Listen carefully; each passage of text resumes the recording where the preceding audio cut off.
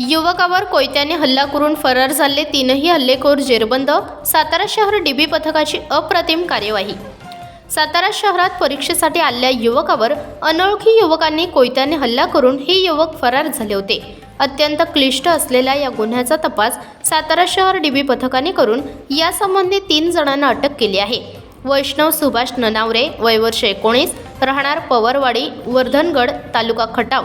जय राहुल ठोंबरे, वय वर्ष 19, राहणार आझादपूर, तालुका कोरेगाव। शंकर जाधव, वय वर्ष 19, राहणार आदर्शनगर, तालुका कोरेगाव अशी संबंधित आरोपीची नावे आहेत। जुन्या भांडणाच्या कारणावरून या तिघांनी जिल्हा रुग्णालय मार्गावर गाडी आडवी मारून फिर्यादीला कोयता मारून जखमी केले।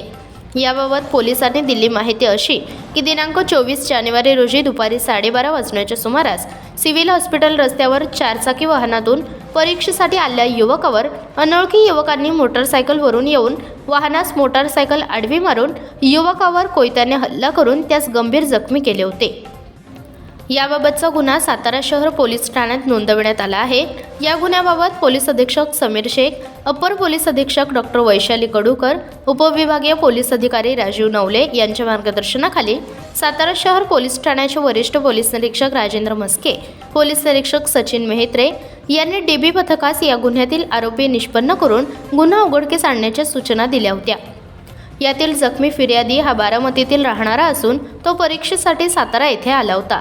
त्यास 1 वर्षापूर्वीच्या भांडणाचा राग मनात धरून वर्धनगड, तालुका कोरेगाव येथील एका युवकाने त्याच्यावर वॉच ठेवून 2 अन्य साथीदारांसोबत त्याच्यावर कोयत्याने हल्ला करून त्याला गंभीररित्या जखमी केले होते। तसेच चालू महिन्यामध्ये जखमी फिर्यादीच्या मित्रास बारामती या ठिकाणी मारहाण झाली होती। त्याचा हा मित्र असल्याने व त्यास मदत केल्याने त्याचा राग मनात धरून मला मारायले असावे असे फिर्यादी याने सांगून काही संशयितांची नावे पोलिसांना सांगितली होती। परंतु संशयातील मुलांची पोलिसांना गोपनीय चौकशी केली असता त्यांनी हा गुन्हा केला नसल्याचे प्राथमिक तपासात समजून आले। जखमी फिर्यादी यास आपणास मारहाण का व कशासाठी केली व कोणी केली याचे काहीच माहीत नव्हते। तसेच त्याला मारहाण झालेल्या ठिकाणचे कोणतेही सीसीटीव्ही फुटेज मिळून आले नाही। त्यामुळे हा गुन्हा उघडकीस आणणे व आरोपींचा शोध घेणे कठीण व क्लिष्ट झाले होते। परंतु सातारा शहर डीबी पथकाने कौशल्यपूर्वक गोपनीयरित्या माहिती संकलित करून काही युवकांना ताब्यात घेऊन चौकशी केली। त्याच्यातून माहिती प्राप्त करून 3 हल्लेखोरांना ताब्यात घेण्यात आले।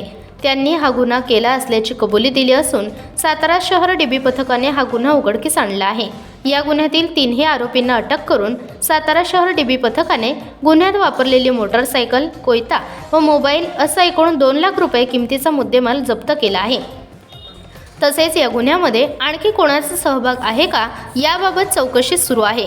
या कार्यवाहीत पोलीस अधीक्षक समीर शेख, अपर पोलीस अधीक्षक डॉक्टर वैशाली कडूकर, उपविभागीय पोलीस अधिकारी राजीव नवले, वरिष्ठ पोलीस निरीक्षक राजेंद्र मस्के, पोलीस निरीक्षक सचिन मेहत्रे यांच्या मार्गदर्शनाखाली गुन्हे प्रकटीकरण पथकाचे सहाय्यक पोलीस निरीक्षक श्याम काळे, पोलीस उपनिरीक्षक सुधीर मोरे, पोलीस हवालदार निलेश यादव, सुजित भोसले, निलेश जाधव, विक्रम माने, पोलीस नाईक पंकज मोहिते, पोलीस कॉन्स्टेबल इरफान मुलाणी, तुषार भोसले, सागर गायकवाड, सचिन रिटे, संतोष खाडगे, विशाल धुमाळ, मच्छिंद्रनाथ माने, सुशांत कदम, सुहास कदम यांनी सहभाग घेतला।